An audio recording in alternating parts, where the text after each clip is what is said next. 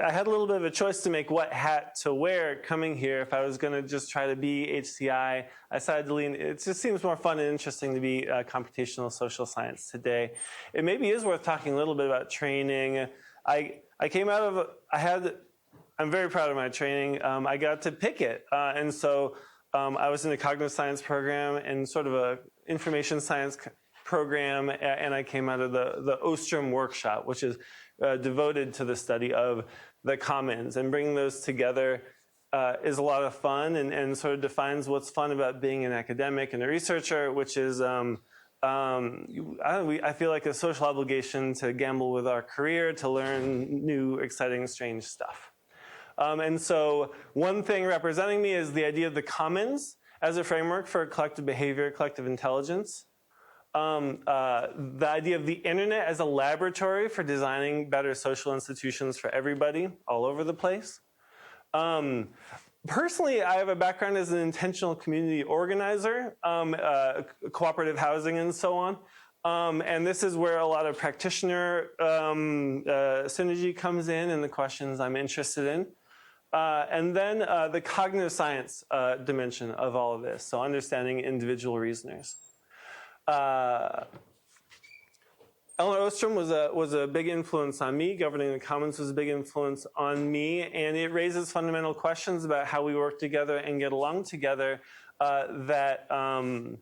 with global impact. If you think about every major problem facing humanity, and you're going to find a tragedy of the commons underneath it. And so if we can kind of find smaller tragedies of the commons, smaller collective action problems, and tackle those in a more tractable way, if we can find a domain like the internet where they're all over the place, then we have the kind of model system we need to potentially scale and address bigger global challenges. Here's a great example. This is a Minecraft server with deforestation. Trees go down and buildings go up. You know, if you can't keep the kitchen sink clean, how do we steward the earth?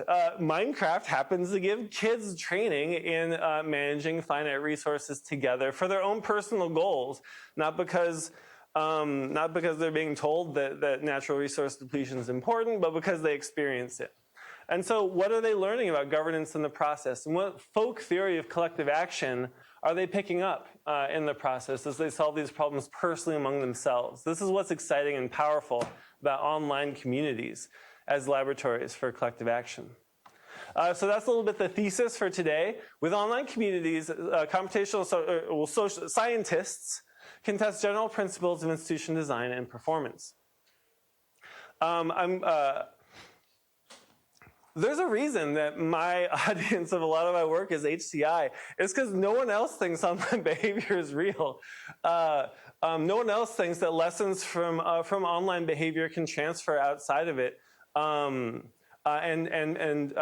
And most people still think that the structure of online communities, what's special about them, what works about them, is specific to the internet, that there's not generalizable lessons. And so one of the challenges of my work and my career is getting people actually outside of computer science to see the potential of these model systems. And so you just have to make the case. Fruit flies are a model of humans. That's just how it is, and it's how it's been. It's a very successful model. It's just, you have to pay attention to what you're modeling. Mice are a model of humans. And so in the same way, online communities really are a model of institutional and organizational processes. There's a reason why this is really important to keep hitting, is that if you're a cell biologist, you study lots of cells. You don't really do case studies on cells. If you're a psychologist, you study lots of people. So if you're a social scientist, you should study lots of societies. How do you do that? There's only one Earth. There's only like 250 countries, and that's not bad end for regression. But if you have a whole discipline that only studies the same 255, then even if no paper is p-hacked, you kind of have a discipline that's p-hacked. And so how do you just get a lot of societies that are comparable? And this is why we go online. You have the societal unit of analysis. You have real people. You have a simplified environment, almost halfway to experiment, but it's still real. You have multi-level data, full granularity, individual level data, and social and population, which is populations of populations. And this is what you need to study emergence. To study successful governance is an emergent property of individual interactions. It's general enough in the sense that tragedies of the commons happen there. And so we can study them and take them out. You have people with high motivation, clear goals, and you have selection on performance, which is even if you're getting sample bias where you're not getting all the communities that ever existed, you're getting the ones that survive. So at least you're seeing the good ones. It's sometimes a weakness, but there's something to it. And you see it, sure, there's Wikipedia, but there's the Wikipedias. There's 300 plus language editions of Wikipedia.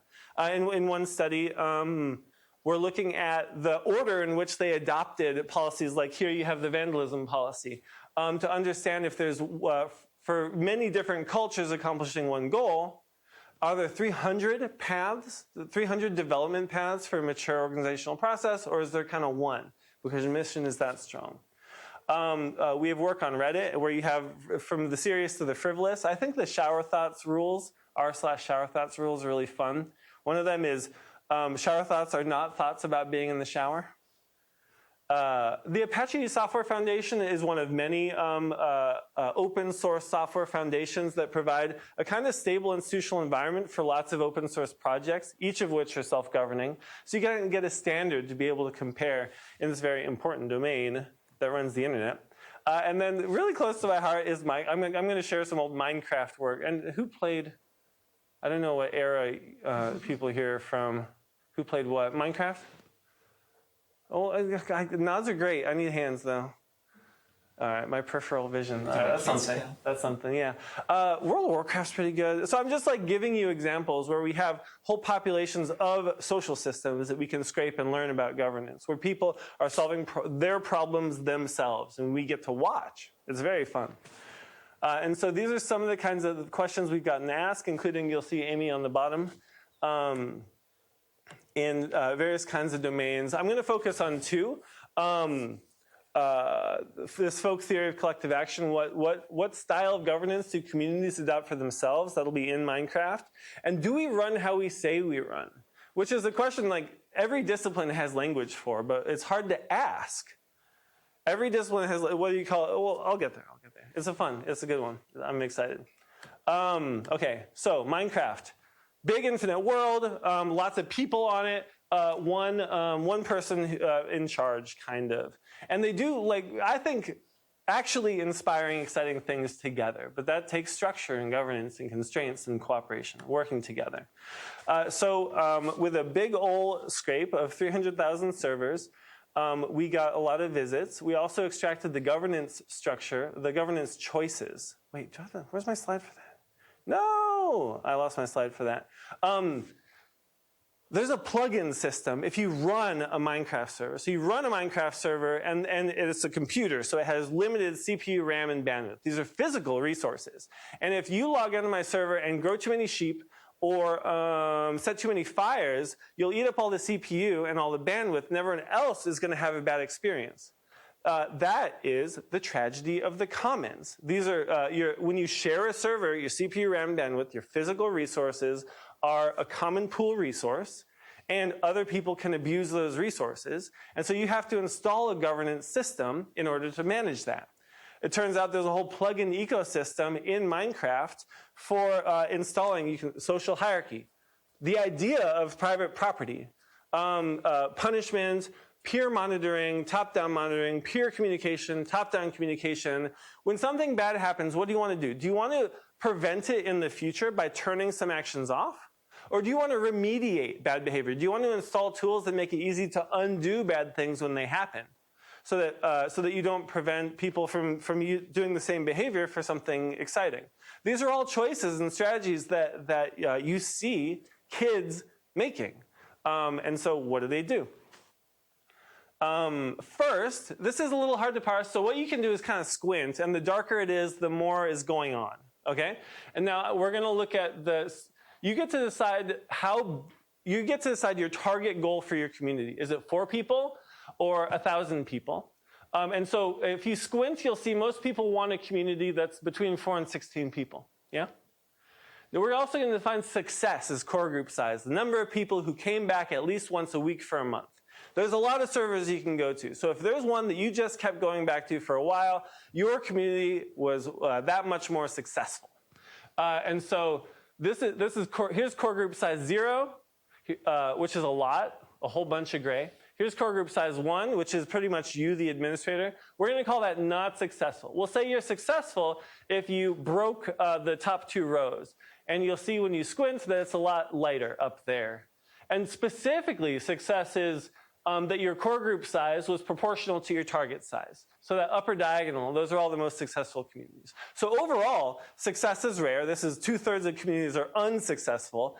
On Reddit, it's more like 1 out of 20. It's hard. And so how are you going to get general, questions? Just a clarification. Yeah. Why did we expect core group size to scale linearly with the community size? We don't. I mean, yeah. So honestly, I'm considering the whole triangle success. Mm-hmm. But I think you'd buy into, if it did scale, that's super successful if you got linear scale. So we'll call the upper diagonal really successful, and we'll call the upper triangle successful enough. Yeah? Okay. Questions are welcome. I like it. So now we're going to, there's different problems you have to solve as an administrator. There's bad behavior, plugins for that. There's physical resources, plugins for that. And there's virtual resources, trees and crops and so on. So there's different problems to solve. And then there's different ways of solving them. You can install communication plugins, information plugins, market. You can install the idea of markets. And of course, you can further empower the administrator. You can take someone who's already in charge and give them more, or increase the distance between what they can do and what others can do by forbidding actions. So what you can see just by squinting is that most governance effort goes into managing bad behavior. The manner in which that's done is by further empowering the administrator. That's just overall. Then that brightness of green and blue becomes stronger the bigger you get. So bigger servers have more focus on further empowering the administrator. Bigger servers have more problem managing bad behavior. And then those arrows are things that came out with significant p-values. So interestingly, while a lot of this is correlated with size, only one thing is correlated with success, which was actually focused on physical resource management, CPU, RAM, bandwidth. But more generally, just more rules is better, especially as you get larger and more successful. That came out very cleanly. And then there's institutional diversity. Did you introduce a variety of solution types to solve a variety of problems?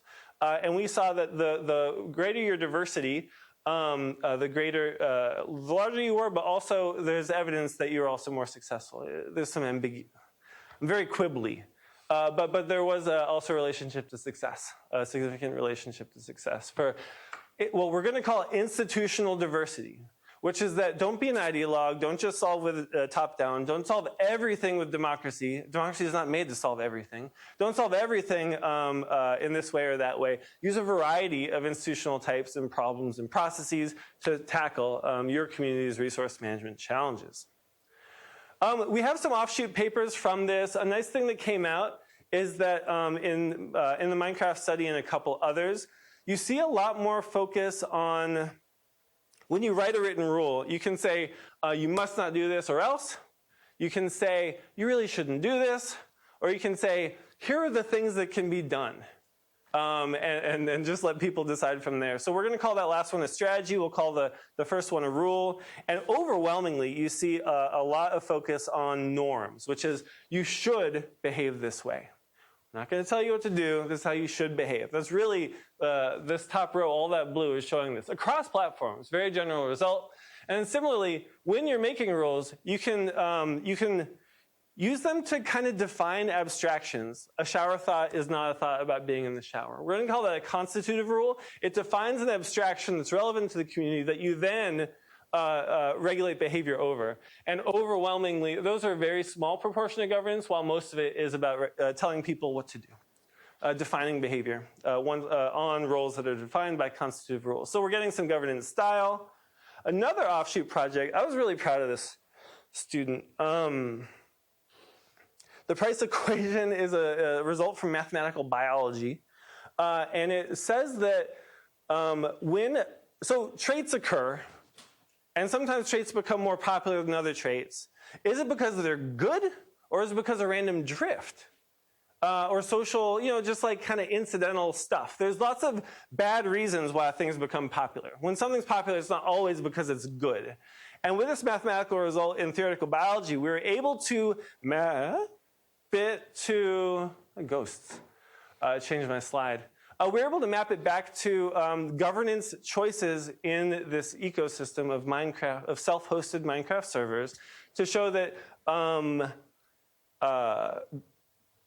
this focus on administrative style governance, top-down bureaucracy, top-down domination was positively selected for and was not a result of drift, whereas other kind of styles of governance that became ascendant at times was driven by drift, randomness, choice, other things, but not because of selective benefit. You're more likely to survive if you focus on the governance style in this ecosystem. Plenty to say about that. If you have questions. Questions? Okay, I'll keep moving. Well, we'll have time. Okay, let me just okay. So I think what you're saying, this is not a question, I just want to make sure I'm doing an understanding check, is as communities grow, they tend to empower a small set of moderators to make top-down decisions. That's right. And they're more successful, for your definition of success here, if that group of administrators also grows as the community grows. Oh, no. It's just literally, are you focusing on further empower? Not even many, but just one. Even if there's just one administrator, you're more successful if you use more plugins or put more governance effort on giving that person more power, or decreasing the power of everyone who's not them. So they become more authoritarian in that sense? That would be the sassy gloss, yeah, authoritarian. You can also just say they're more able to do their job, right? So then the question is, what do they trade off in exchange for that? Like, is there some procedural legitimacy? Like, you just become. Yeah. What? So that's the fun thing about the context. Remember, the context is that unlike the U.S. or in some other country, you can just leave any server at any time at pretty low cost and go to any other. So there's what is called in libertarian theory. I was really apprehensive that this turned out to just work so well. The market for tyrants, which is that if tyrants have to compete for citizens. This is a fictional utopia. Robert Nozick, important economic thinker. If there's tyrants and they have to compete for citizens, they'll act as if they're benevolent. And so the argument could be that Minecraft is an implementation of this libertarian utopia, and that's why this works. That's why it's effective to empower administrators. That plus Minecraft doesn't offer any choices. I p-hacked my data so hard looking for democracy. There's just nothing. It's just not there. It's not really defined for it. And you can, if you want, you can draw on Nathan Schneider's implicit feudalism concept that we've just kind of baked feudalism and hierarchy and authority into pretty much every online platform. Anytime you create a group, it was you that created the group, and you're the owner by default. So we're kind of baking top-down leadership into things we think of as empowering. All these online communities, they're all assuming a top-down leadership. And so what do we do about that? A bigger issue. That's one of Nathan's really solid critiques of that result. Yeah. Just on the price equation, thinking about this distinction between selection versus drift. I feel like when I think about selection from a kind of biological, it's kind of just some fitness function, and you're trying to succeed on that kind of fitness function. But for a lot of online communities, there's a lot of different goals and priorities. So is drift kind of just exploring all of those? When you think about these results of selection, what are the kind of particular goals or objectives that these communities are trying to optimize? Yeah, so I like trying things out on different platforms, and each of those has different definitions of success, and some of them have 1 million. What does it mean to be successful on Reddit? More subscribers, more committed users, fewer comments. There's some where the less comments you have, the more successful it is, because they have rules against having comments. So a lot of posts, no comments. And so what I do, so you need the domain knowledge, you need to get lucky on what data is available. In the Minecraft ecosystem, we got a nice, clean definition of success. There are servers that aren't trying to some are trying to maximize unique visits, not regular visitors. but they install certain plugins, so I could filter out, I could be really clean. There's a nice example of throwing data away to introduce bias that improves the rigor of the study. And that's the beauty of big data, 300,000 servers, is you can throw away 99.9% of your data and still have thousands of observations. Yeah. To do precisely that kind of like, make sure that we're measuring the right thing. Yeah. More?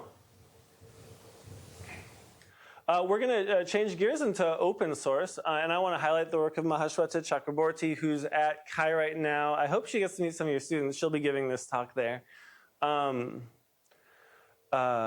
She'll be wrapping up soon. This is Do We Run How We Say We Run? So, open source software matters. It runs the internet. And just like all kinds of institutions, it depends on behavior and it has structure. And we have lots of theories about behavior, lots of theories about structure. But for decades and decades of social science in every discipline, it's embarrassing to say we don't have a lot of hard data about the relationship of structure, what your governance and policy says you should do, and behavior, what people actually do. You can call it de jure versus de facto. You can call it rules in use versus rules in form.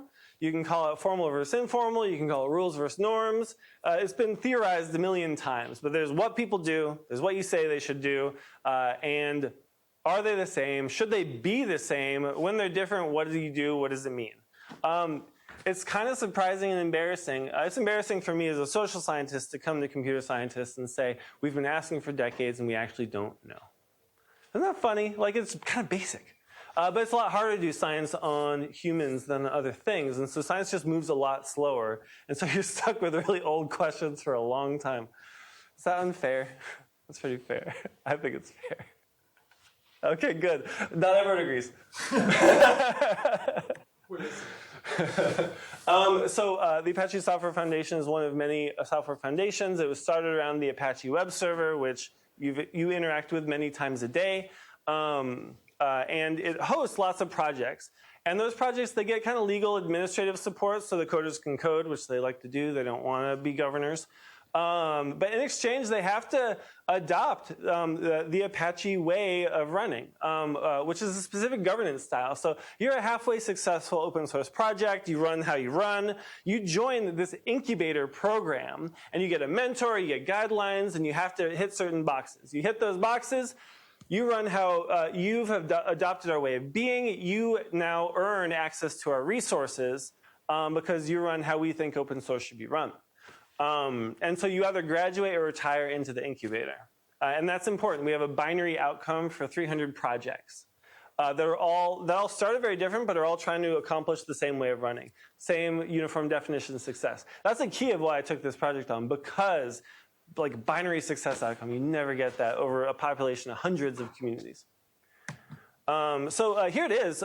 This is the Apache way that you have to adopt if you're going to join this community of communities. You need, you're going to run on earned authority. You're going to be a community of peers. You're going to have open communications, which means all project relevant discussions are going to be on public email lists. That's how we got, do we run how we say we run? It's the data set that makes the question possible to ask. Consensus decision making and responsible oversight. It's a great model. I admire them, actually. Founded a while, they've been going for a while. Projects are autonomous, but they have guidance and constraints. And the incubator provides a lot of services, from administration, branding, licensing, and so on. Here's a rule. And it's got lots of rules to do that. Here's one of them. This is people discussing what rules to adopt. Do you want to review then commit or commit then review? These are the kinds of decisions communities have to make under the umbrella of this organization. Do you put code in and then someone reads it, or do you read code before putting it in? It's just like basic administrative stuff. Everyone figures out, and we get to see all of it. So the question is going to be, how do foundation policies relate to project operations and performance? Do we run how we say we run? And it is a general question. I saw this yesterday visiting up the hill at Casbis. This is inside one of the bathrooms. And I just didn't know what to do. The sign clearly says, do not leave unlocked. Do not touch, leave unlocked, right? That switch is up. It's unlocked. Like, what do you do? The rules say one thing and people are doing another. Should I flip the switch? Like, would you? I would do like, yeah. Do you? Like, I don't know. It's tough. It's tough. It hits me all the time. That's why I really like this project. We got some data on it. So it's something we all encounter. Okay, so we're going to ask a bunch of questions. How do foundation policies relate to project operations performance? What's the relationship of rules and form and rules in use? Does formalization relate to the extent of structured operations? So this is what people do. There's how many rules you need to say this is the right way to do blank to throw up a commit. And then there's how much time people spend talking about commits. So if people talk about something a lot, does that mean should we expect a lot of rules about it? Or the opposite? The rules have encoded precedent, so it doesn't need as much discussion. Should we expect an opposite, like a reverse correlation between how much people talk about a thing and how many rules there are about it, or positive, or just no correlation? You can kind of talk yourself actually into anything, in any of these, if you quibble with yourself enough. And then there's internalization. There's the language about how we talk about commits that's in the policy. There's the language, the rules used to talk about how we work. And then there's how we talk about it.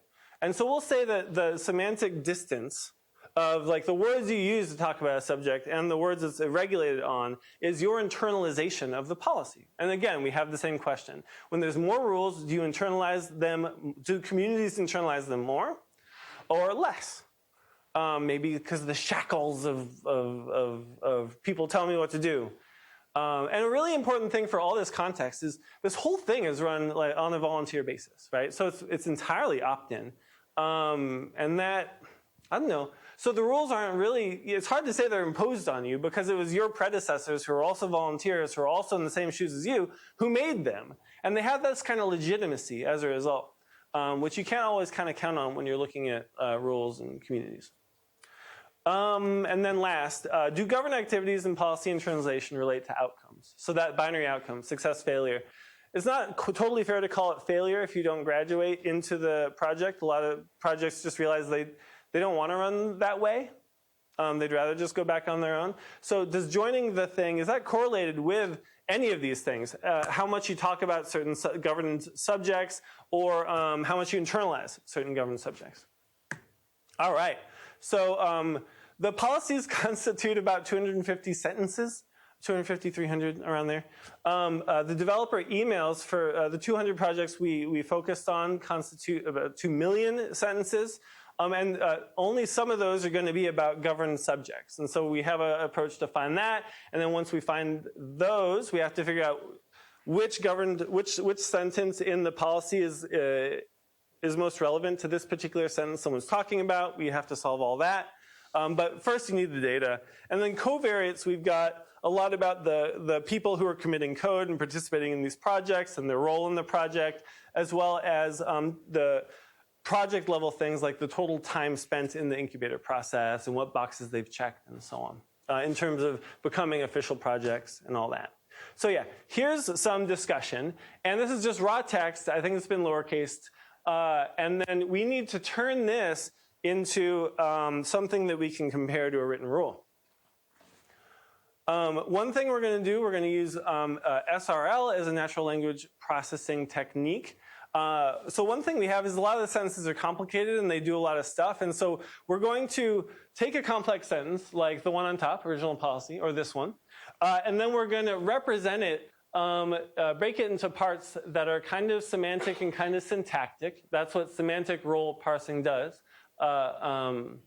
And then we're going to reconstitute them into kind of clean sentences that are easy to analyze. So we're doing a bunch of rearranging. This lets us get rid of passive voice. It lets us do all kinds of stuff that creates the possibility of apples to apples comparisons of what people are talking about and what the rules say. In the process, we get benefits from something called institutional grammar. This is a technique developed by people who study computational resource systems in nature for turning policies, unstructured documents into things you can kind of analyze and represent an institution structure on. So it's kind of like a formal method that has so much overlap with natural language processing that we can automate big chunks of it and get insights about governance structure from like someone's idea of what a shower thought should be. Our pipeline's overall going to look like a lot of text processing and cleaning, and all this, including all this semantic role work. Then we're going to turn every single one of those sentences into a point in high-dimensional space. And when you're a point in high-dimensional space, you have a distance from other points in high-dimensional space. You get a distance of every sentence from every other sentence, every sentence from every rule. With that, we'll do some clustering. And so we'll say, well, this whole space can be cut up into maybe 200 clusters. And out of those clusters, both the sentences end up in a bunch and the policy sentences. The spoken sentences and the policy sentences end up in a bunch. Okay, well, out of those 200, only 40 ended up with any policy sentences in them. So we'll say that these 40 topics out of the 200 are related to governance activity. And we'll throw away all the email sentences that were not in those 40. Now we're just looking at the rules and discussion about the rules, more or less. So that is assignment, and then, yeah, and then a bunch of distance stuff. Importantly, so one cluster could have a bunch of sentences, a bunch of like communication, and a bunch of rules. And so we'll do a bunch of work to say, well, this sentence, the closest rule to this sentence was this rule. And so that's what it was about. And that's kind of, and now, after all that, we've got a mapping.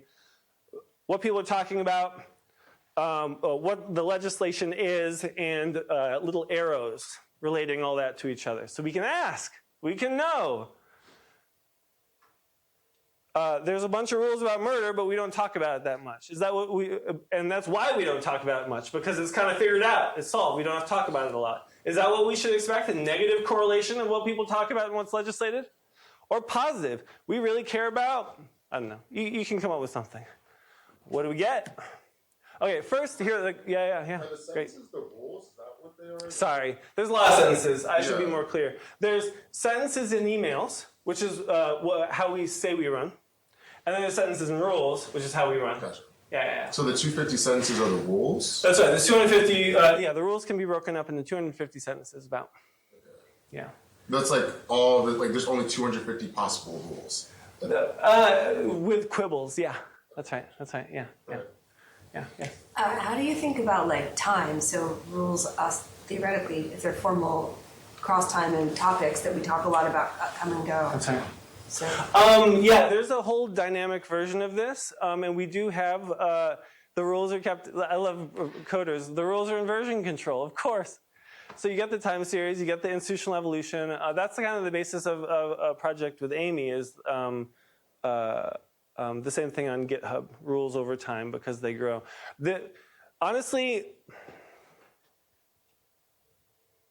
I avoid dynamics unless there's really something that's worth it. Because what happens when you open up time is you go from having like 3 p-values to like hundreds. And so you become a victim of, okay, well now a bunch of stuff's significant. What does that mean? So I need a lot of theory. I need a really clean setup. Or I need to be using the temporal structure to get a really solid causal inference before I go dynamic. But yeah, we have some dynamic stuff too. That's the worst answer, but sorry. Yes, time, it exists. I agree. We didn't go there. Yeah.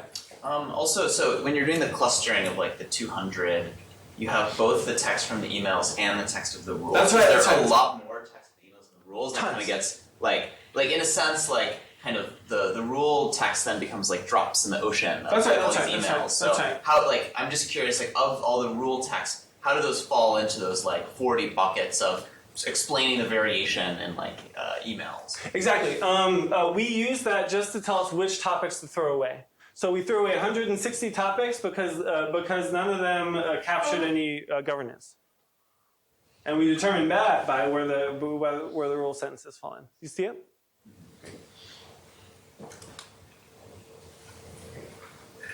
Okay, yeah. So here's 40 governed topics, and here's how many rules there are about each of them. So there's a lot of focus put on the committees that manage every project that joins. They're called podlings if you join the incubator. There's a lot about licensing. People, if you're in Apache, you better love talking about licenses. A lot about the right way to communicate by email, about releasing code, about voting, reporting, committing code, and so on. A lot less discussion about the right way to post links, what to do with the wiki, copyright notices, and so on. Okay, so that's what's legislated. These are the rules. And so the question is, see how it's going down? Will we, when I give you the email, the mapping of email sentences across the same 40 categories, will it go down or will it go up? Who thinks it'll be correlated? More rules, more discussion about that thing. All right. Okay. Uncorrelated. Or sorry, reverse negatively correlated. Negative. Oh, more. I'm saying more, but that might be shyness. So can we do correlated again? Okay, no. Yeah, you guys are less popular. All right. And you're also wrong, but everyone's wrong. It's uncorrelated. There's no relationship between how many rules there are about a thing and how much people talk about it. You look, oh, I like seeing the wheels turn. I almost want to take a moment. Then we'll do internalization next. We can do it again. The more rules, the more internalization. Before we do that. Oh yeah, good. So do I interpret this basically like, we have a bunch of constitutional amendments, but there are only a few that wind up like repeatedly coming up before the Supreme Court? No. No. We have a lot of, what do we have a lot of rules about? What do we not have a lot of rules about in life? There's not a lot of rules about relationships, Mm-hmm. There are a lot of rules about property. So what do we talk about more, relationships or property? That's the question. And is there a notion I kind of seeded the answer in there. Legislatable? How would you even define rules around relationships? Sure, that's fair. That's a fair direction to go. That there's less rules about this because it's hard to make rules about. That's kind of what you're saying.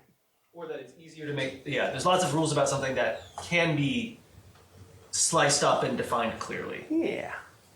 Yeah, that's fair. That's fair, yeah.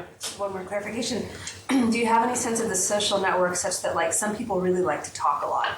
And I have a lot of phatic spread, and other people just never say much. And does that kind of social network? That would be good to look at. That's a wholly different direction. It's a little more individual level, and I'm very much going system level. My questions are about the open source project, not about the people. If I was going a people direction, that'd be great to go. We have who has how much power in every organization. So there's also that direction to take things. In what role are you talking about different things? Yeah, those would be fun directions to go. It's very possible that policy people are doing the same thing scientists do, which is ask the questions that are possible to ask, ignore all the important questions that are hard to ask. Making policy about things that are easy to legislate. I think that's fair. But that wouldn't explain the next result. I internalize the rules more the more rules there are about a thing. I internalize the rules less the more rules there are about a thing. Oh, rebels. No relationship? Okay, oh yeah, bold. The more rules there are about a thing, the more I internalize them. It might be that, it's important or tricky. It's important and tricky. If it's important and tricky, then A, it needs a lot of rules because it's tricky, and B, it's important. I don't know. And B, people comply with it because it's important. Right. Internalization is measured how again? This is the semantic distance between an email sentence and its the average semantic distance between an email sentence and its nearest rule. So this is saying in the cluster. Larger semantic distance means I'm going to talk about the thing, but not in the terms that the rule is using. That's right. Yeah. You buy it? As an internalization measure? I'm simultaneously parsing the result and the definition. Sure. What do you think, Erica? Well, why would that not be a measure of something like, if it's formal, then I trust that I can coordinate action with someone in an email to give a shared reference point? Yeah. So I think there's something to that people internalize standards to get things done. Maybe I'm talking cross projects, and so we better have the same language to get anything done. So I was also curious about the variance. The less rules there are, should there be more diversity in how people do stuff? That would support the standards argument I just made, and yet there's no variance, this shenanigans going on. These bars are the same width, basically, down here as up there. So you're not getting like more diversity in practices as a result, which is evidence against policy playing a standards role. We have other evidence for policy playing an encoding of precedent role, which kind of maybe changes some interpretation. What were you going to say? I'm gonna. Well, it's a question that you probably don't have an answer to, which is I'm a social scientist, of course not. Oh, ouch. Whether. This might be a temporal question, so that's maybe you don't want. But when people use more aligned language, does that tend to end the conversation? So people are arguing, and then I say, no, this is against Wikipedia's policy blah. Conversation done. That'd be a great question to answer. It's about people. I'm asking about projects, so I haven't answered it all, but it sounds answerable. That'd be fun. Yeah. Yes. Oh, great. A lot of the discussion so far has been about like the quantity of rules. Have you guys looked into the quality of them? Like, if the language is like clearer, then it has an impact on like the discussion. That's fun. I like that. Quality. Yeah, where you almost do some like sentence complexity measure. I don't know. How do you tell? Well, yeah. So quality means two things, right? It means is it effective? Is it changing behavior in the way we want it to? Which is what I heard you say until you elaborated. Which is you're kind of saying like the effectiveness with which it's articulated. Was that the quality you tried to give me? Yeah, because at least when you've been asking these questions so far of like, do we think like more rules versus less rules will affect like all of these things? Like I feel like for me, it's not necessarily about the quantity. Like I think too many rules, then I don't internalize it because they're just too many to keep track of. And too few, maybe like I want more rules and I want like an in between. But I saw that there wasn't really like. At least in the graphs you put up, there wasn't an in-between like spike. So that led me to think about like maybe like it's saying more about like we have to figure out how to make like better rules, not just more or less. That's good. So when I'm talking about quantity, it's not because I think quantity is the best thing. It's because I'm coping, which is what kind of my lot as a social scientist is like you work with what you got. I'm open to a quality measure, but as you're articulating it, there's not a way to get that I can think of. But I'd love to be wrong. Love to be wrong. Yeah. Can you just give a bit more intuition of like what the internalization is? Because when I think of internalization, I think of I'm going to ask myself a bunch of questions and not actually post them about the rules. But to me, this sounds like internalization's like I'm asking kind of about this thing, but I don't really have the language to talk about it. Sure. So let's say there's the concept of internalization, and then there's some operationalizations of internalization, and probably there's a million, and we came up with one.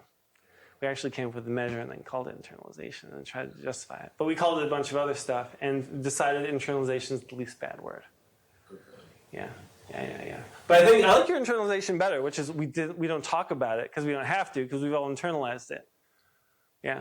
But that wouldn't be captured here because if they're not talking about it, it wouldn't be in the email or whatever the message. It's not there. Yeah. You need a big MRI around the earth. Read all the thoughts. Yeah, and see what they're not saying, right? I'm open to another word for what we measured. That's fair. If you had rule adherence as a D. So we started with compliance actually, and it's got its own problems. So we ended up in internalization being less bad. Yeah, that's a lot of my life is less bad. All right, and then we did regressions. There's a bunch of them. The takeaway here is that there's the stuff up top, lots of rules, which is a lot of like institutional attention. Stuff on the bottom, less rules, less institutional attention.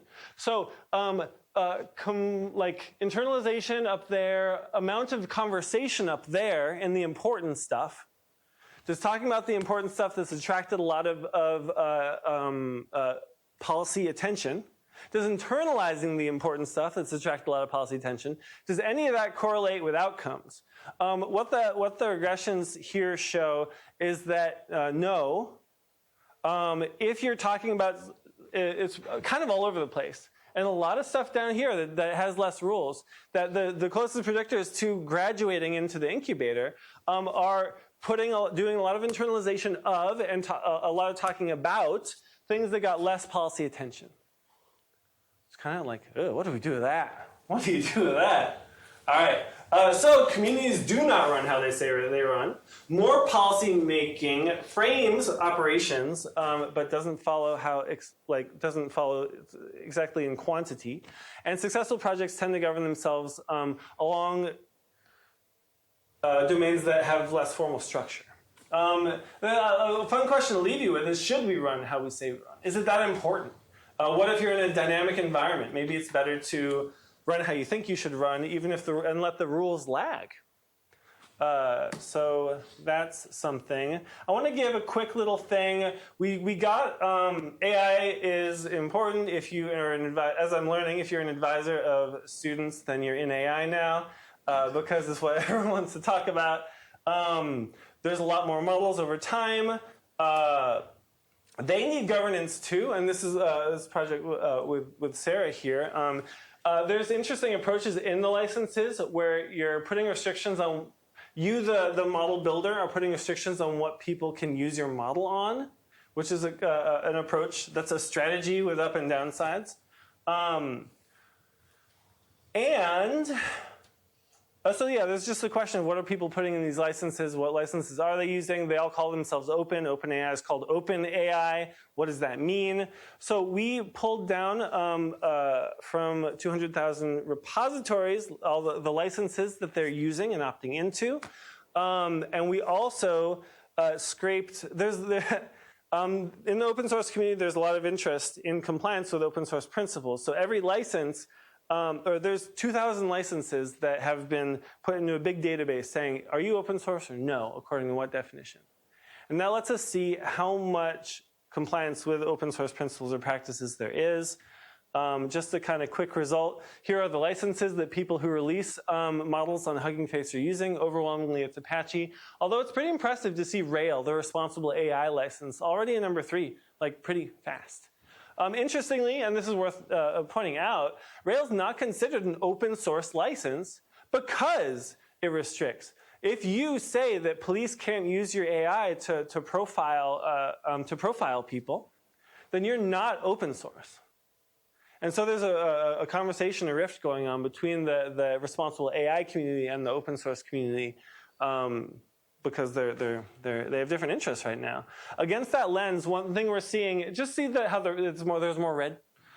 What that's saying is there's more non-open source, non-categorized by the open source people stuff happening. As this, there's kind of a default, like let's throw Apache on it, which you see in the beginning. Literally, the whole thing is orange, and then over time, this conversation is starting to play out. And so there's something there. Time, yeah, I should stop. I do want to say a thing. I put a lot of skills or structures. I'm talking to computer scientists. I want to use my platform. I love structures and processes. A lot of my work with people I care about a lot at metagov.org. We come up with computational representations of institutional structure to do like formal work on how you should design your governance system. But there's a big possibility that that doesn't matter at all, that we don't need new stuff. We just have to put in work and time, and that what's important is having skills. And so I'm curious about technologies that are focused on helping people do internalize basic skills of governance so that they can take advantage of the affordances provided by the overflow of structures, systems, and processes we already have. And it's an important distinction because structures is easier to engineer. That's the thing. I think I'm done. With online communities, scientists can test general principles of institution design and performance. Thank you.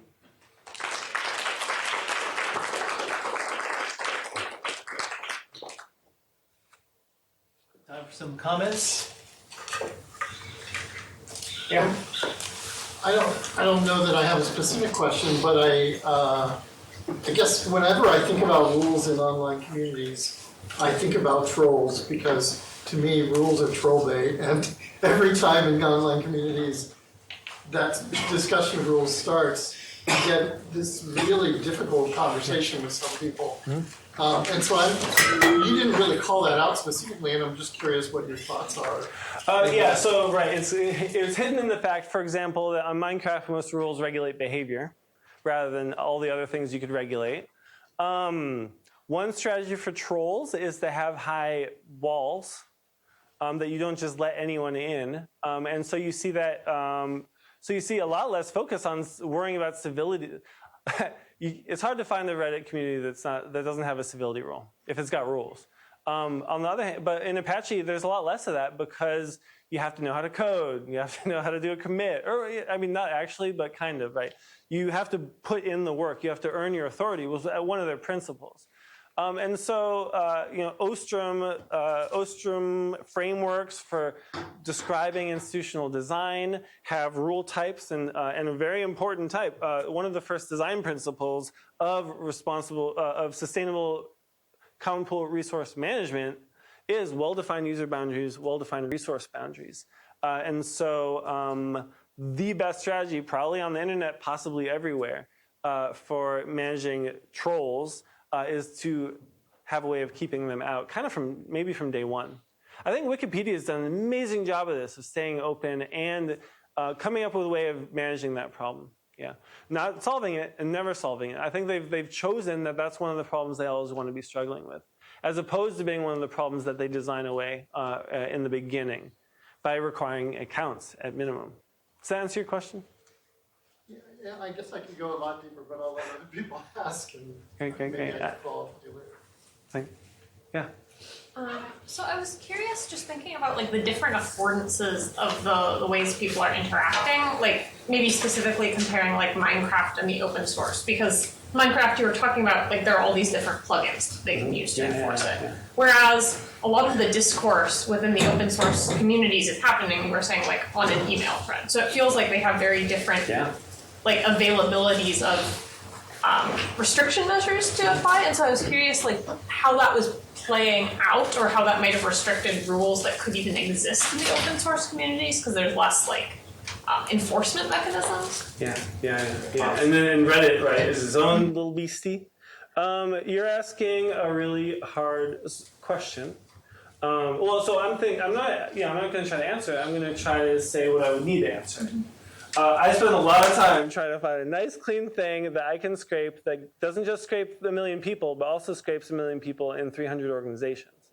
What I'd need to answer that is I need a really nice, clean thing I can scrape that gives me access to 10 million people in like 300 different platforms. And then you code all the platforms by like their mode of interaction, email, Discord, whatever. And then you run regressions on how does the manner of communication influence the governance style or choices or whatever. So yeah, that's well, I mean, think about it. Like, find it, tell me, we'll do it. Yeah. I would love to, but I'm very often constrained by what's possible to ask. Yeah. I'll toss in one. So my less deep understanding of the commons literature is that commons-based government struggles more as the group grows. That many of the strategies and requirements for kind of traditional Ostrom-style collective or commons governance sort of tears apart once social relationships break down. We don't all know each other. The trust breaks down, etc. So, I would love to hear your take on what that means in these contexts of these online communities that are, in some ways, like some of them much larger than that breakdown point in Ostrom governance. Is there a reason for that, or are they still failing for the same reasons and we're just not recognizing it? Yeah, this is a really fun conversation. Maybe more of a lunch conversation, but first, everything struggles as it gets bigger. And what we have for our bigger institutions are the things that struggle the least as they get bigger. Democracy certainly struggles when it gets bigger. Hierarchy does okay, and autocracy does okay. They're what we have that scales. I think a lot of the reason they scale is because you don't need a big social layer, skill layer, norm layer in everybody in order to plop a hierarchy on it. But to plop a democracy on top of something, or to plop any kind of voluntarist thing, certainly to plop like the norms required to manage the commons sustainably, you need a big old foundation of everybody having certain skills, certain norms, certain values, alignment. You need a crazy amount of alignment. And so I think for me, that's my little mental picture of this problem. And that's a little bit why I end on skills. That like, well, maybe if we can just provide, if everybody does come in with more literacies, how to run a meeting and so on, then maybe we can go a little bigger than we're used to being on the forms we admire the most. Yeah? I'm trying to map that on. Could we, is that doable at the scale of something like Reddit or Facebook or WhatsApp or whatever it would be? Like, go get training on how to hold space? Yeah, or is it doable at the scale of a country? And so I think the answer to that is I have no idea, but we need it to be. Yeah. Maybe this builds or bridges between those two, but could you say a little bit about bottom-up strategies where there's an institution or organization in place and maybe you get a flood of new members or new applicants? Do you see any capacity for like the scope of what we talk about or the kinds of rules to shift, because you've got that, AKA you get a bunch of kids who come into the world as it is already. What do you do to get the new entrants into the existing institutions to be able to flip the scope of a conversation or rule set? There's some really nice papers showing communities failing to do that. I think Black September. There's a couple of people who managed to do this on Reddit. Kind of a case study where there's a community that was doing fine, everyone loved each other, and was sweet and nice, and then some big thing happened that 1 million people joined that community. You can kind of see it on movie subreddits before the movie comes out. Nice, sweet movie. Actually, that's the way to do it. Large N movies. Okay, to study this at scale, because it's all case studies right now. So then a bunch of people come in and all the love like floats away. So that's doing it wrong. Doing it right, I'm just always going to say Wikipedia must have done something. And there's lots of wikis.